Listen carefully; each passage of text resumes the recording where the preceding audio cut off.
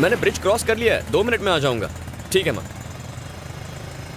यार कल तो तूने पी भी नहीं थी, तो फिर तेरी बीवी ने तुझे क्यों पीटा?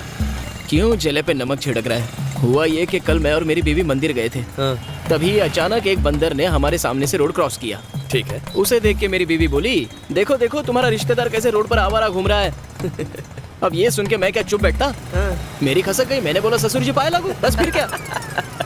अबे तू भी ना मुंह बंद नहीं रख सकता अपना। अरे अपनी भी तो प्रेस्टीज का सवाल बन चुका था यार। कैसे हो बेटा, सब ठीक है ना? मैं बिल्कुल ठीक हूँ। आ गए? हे कैसी हो? मौसी जी, ये भैंस दिन में कितना लीटर दूध देती है? अरे बेटा ये भैंस नहीं, ये तो गाय है। अरे मौसी जी वो तो मैं भी जानता हूँ, मैं तो दूध निकालने वाले इस भैंसे की बात कर रहा था। इतने प्यार से मेरी तरफ ना देखो, गाय नाराज हो जाएगी। अरे दूध निकालो नहीं तो अंदर चला जाएगा। 12वीं के बाद 5 साल तू हॉस्टल में रहा, उसके बाद के 5 साल ट्रेनिंग और नौकरी की वजह से हमसे दूर रहा। तुझे हमारी परवाह है भी या नहीं? हाँ, हमें डायबिटीज है या ब्लड प्रेशर है, हम कौन सी दवाई खाते हैं, दिन में कितनी बार खानी पड़ती है, तुझे कुछ पता होगा ही नहीं, है ना? आपका बड़ा बेटा है ना इन बातों का ख्याल रखने के लिए। हाँ हाँ, मेरा बड़ा बेटा मेरी आंखों का तारा है। तू तो सिर्फ पैसे भेजता है, पर घर की हर जिम्मेदारी चाहे छोटी हो या बड़ी, ये सेल्वम ही हमेशा उठाता है। माँ, आपके बड़े बेटे को लोग सिर्फ यहाँ जानते हैं। कभी मदुराई आकर मेरे बारे में लोगों से पूछिए, वो कहेंगे धन्य है वो माँ जिसने ऐसे संस्कारी बेटे को जन्म दिया। मेरे नाम की माला जपते हैं वहाँ। वाह, अपने मुंह मियां मिट्ठू होना कोई तुझसे सीखे। माँ, जय को कम से कम चैन से खाना तो खाने दो। अरे मेरे लिए जरा दाल लेकर आओ। सुनो, तुम मेरी बात मानो, यहीं रहो आराम से एक राजा की तरह। अरे राजा ही तो है। आजकल त्रिची में अपना साम्राज्य फैलाया हुआ है। आप इतना चौंक क्यों गए? भवानी और उसके 2 टके के गुंडों ने मदुरई में दहशत फैला के रखी थी। लोगों के नाक कान और सर में दम करके रखा था। फिर क्या हुआ पता है? सीधा एनकाउंटर कर डाला। किसने? ये आपके भाई ने ही तो किया। आप कहाँ रहते हो उससे फर्क नहीं पड़ता, आप क्या करते हो उससे पड़ता है। आपके भाई की वजह से मदुरई के लोग टेंशन फ्री हो गए।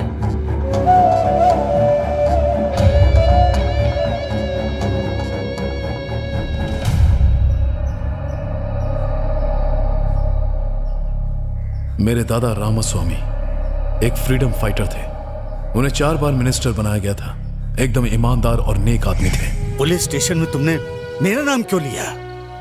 इसलिए क्योंकि परम मेरा अच्छा दोस्त है, उसे छुड़ाने के लिए। नाम कमाने में इंसान को सालों लग जाते हैं, पर उसी को मिट्टी में मिलाने के लिए 1 मिनट भी नहीं लगता। मुझे माफ कर दीजिए पिताजी, आज के बाद मैं अपने मतलब के लिए कभी आपका नाम इस्तेमाल नहीं करूंगा। उसके बाद से मेरे पापा ने खुद को पॉलिटिक्स से दूर रखने का फैसला किया। मेरे दादा के गुजर जाने के बाद कई पॉलिटिशियंस ने मेरे पापा को उन्हें सपोर्ट करने को कहा, पर उन्होंने मना कर दिया। क्या मैं बाहर वाला हूँ जीजाजी? आपके पिताजी के बाद क्या हम में से कोई पॉलिटिक्स में नहीं जाएगा? मुझे माफ करना चिन्ना, मैंने अपने पिता से वादा किया था कि मैं पॉलिटिक्स में कभी नहीं जाऊंगा।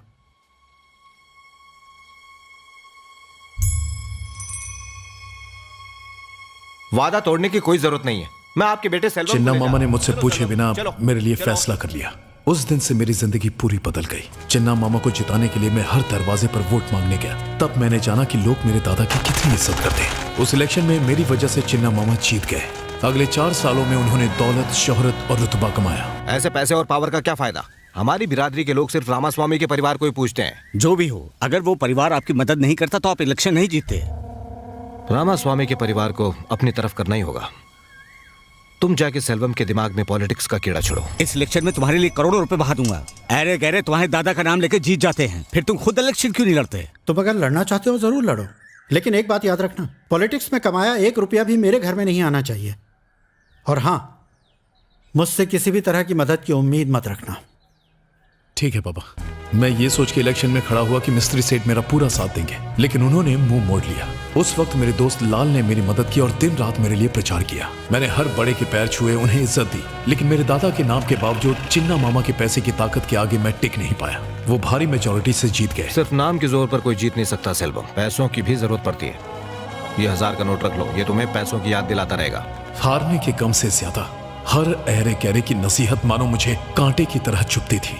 जो भी होता है अच्छे के लिए होता है सेल्वम। पॉलिटिक्स आसान चीज नहीं होती। तुम्हारी इलेक्शन हारने की वजह से मेरी सहेलियां मुझ पर हंस रही थीं। पॉलिटिक्स आप जैसे लोगों के लिए नहीं बनी है भैया। सब कह रहे हैं कि तुम्हारी हार एक तरह से रामास्वामी की हार है। अपने खानदान पर कोई कलंक ना लगे, इसीलिए मैंने कभी पॉलिटिक्स ज्वाइन नहीं की। पॉलिटिक्स में कुछ बड़ा करने की चाह ने मुझे अंदर से झकझोर दिया था। मैं हर उस इंसान को नीचा दिखाना चाहता था जिसने मुझे जली कटी सुनाई थी। पॉलिटिक्स में पैसों की अहमियत को मैं जान चुका था। इसीलिए मेरे दोस्त लाल ने मुझे भवानी से मिलवाया। हमने शहर के हर बिजनेसमैन से पैसे, इलेक्शन लड़ने के लिए हमने बिजनेसमैन से 30 करोड़ रुपए वसूल लिए थे। उसके बाद मैंने लाल को जानबूझकर चिन्ना से नजदीकियां बढ़ाने को कहा। अब मैं चिन्ना के करप्शन के सारे पैतरे अच्छे से जान गया हूँ। मैंने ठान लिया कि अब मैं मिनिस्टर बन के ही दम लूंगा। सुनिए सुनिए, आपका फोन।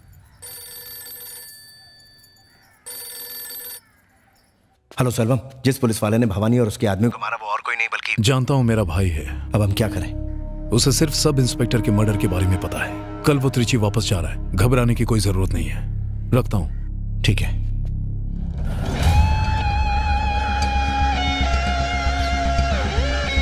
पुलिस एक बार फिर से सवालों के घेरे में आ गई है। सर। आओ एसीपी जय।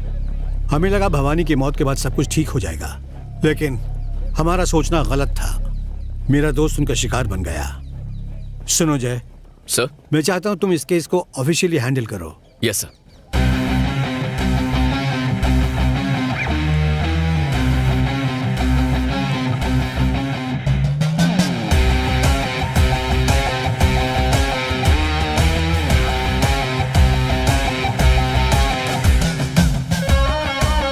तुमने बताया नहीं तुम्हारी पोस्टिंग हो गई है? हाँ, sudden appointment. Okay okay okay, disturb नहीं करूंगी, बाद में बात करती हूँ। ओके। और फर्स्ट मूव, शहर के टॉप बिजनेसमैन के साथ मीटिंग करनी होगी। ये मीटिंग अरेंज कीजिए। मैं जयंत स्वामी हूं, असिस्टेंट कमिश्नर ऑफ पुलिस। इस केस को अब मैं हैंडल कर रहा हूं। आप लोगों का डर ही उन लोगों की ताकत है। पिछले हफ्ते मिस्टर रत्नाकर के मर्डर के बाद हमने जाना कि भवानी के ऊपर कोई मास्टरमाइंड है। आई एम गेसिंग जल्द ही आप सबको धमकी भरे फोन आएंगे। डरने की जरूरत नहीं, प्लीज इन्फॉर्म मी। पुलिस को बताया था इसलिए रत्नाकर मारा गया। क्या गारंटी है कि हम नहीं मारे जाएंगे? आपको बचाने के लिए हमने अपना एसआई नहीं खोया है। आपकी सेफ्टी हमारे लिए सबसे जरूरी है, ये बात ध्यान में रखिए।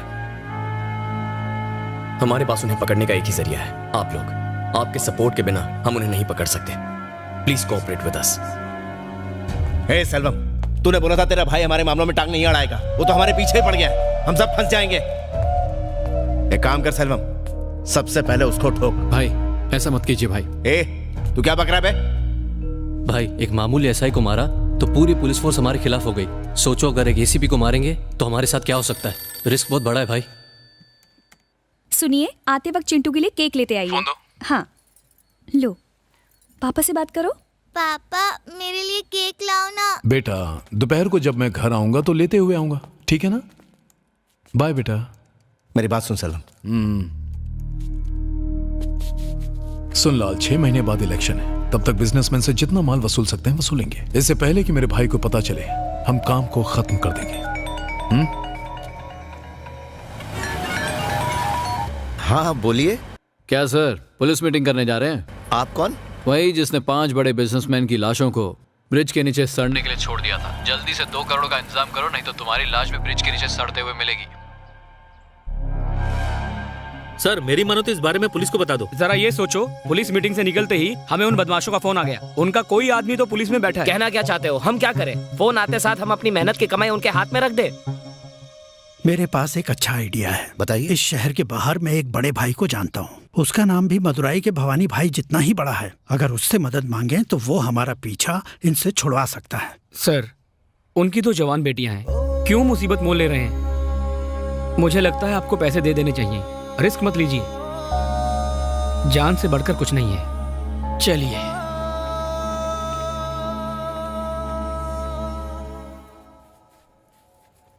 जय। हाँ भैया। कहाँ जा रहा है? कुछ काम से जा रहा था। मैंने अपनी कार सर्विसिंग में दी है, मुझे जरा मार्केट तक छोड़। हाँ, चलिए ना। हाँ माँ। तुम्हारे पापा की दवाइयाँ खत्म हो रही हैं, लौटते वक्त लेकर आ जाओगे? ठीक है माँ। इतनी रात को कहाँ जा रहा है? एक बिजनेसमैन किडनैपिंग केस में पैसे की लेन देन होने वाली है, वही इन्वेस्टिगेट करने जा रहा हूँ।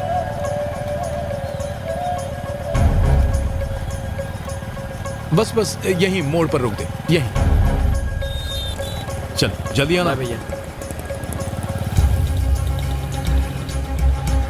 हे आदि। हाँ भाई।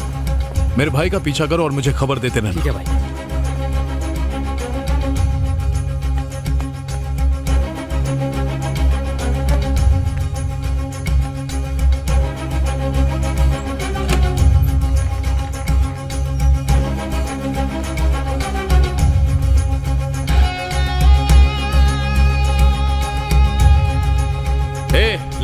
आज की मीटिंग कैंसिल कर दे। क्यों, क्या हुआ? मेरे भाई को हवा लग गई है। इम्पॉसिबल। बिजनेसमैन ने अपने मुंह से एक शब्द भी नहीं बका होगा। एक नंबर का फट्टू है साला। ए तू कैंसिल कर। मेरे भाई ने मुझे खुद बताया कि उसे इसकी खबर मिल चुकी है। सर, आज की मीटिंग कैंसिल करनी होगी। लेकिन मैंने तो किसी को कुछ नहीं बताया। कैंसिल करनी पड़ेगी। फिर कब मिलना होगा? फोन करके बताऊंगा।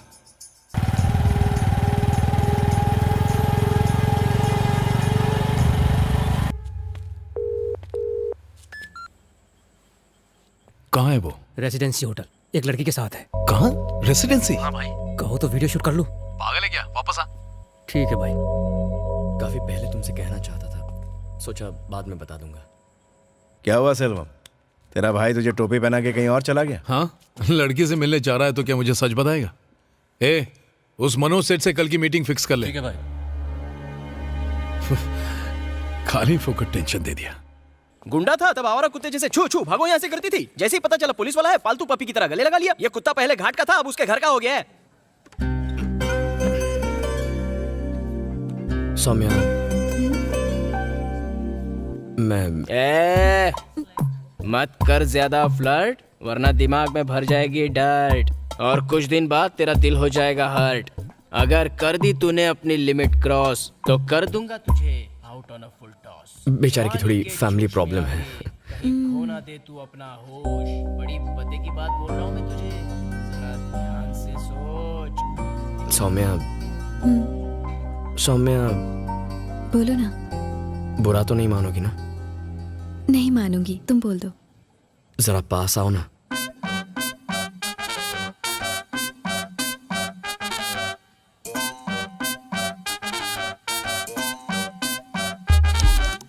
बिल भर दोगी ना? मैं पैसे नहीं लाया।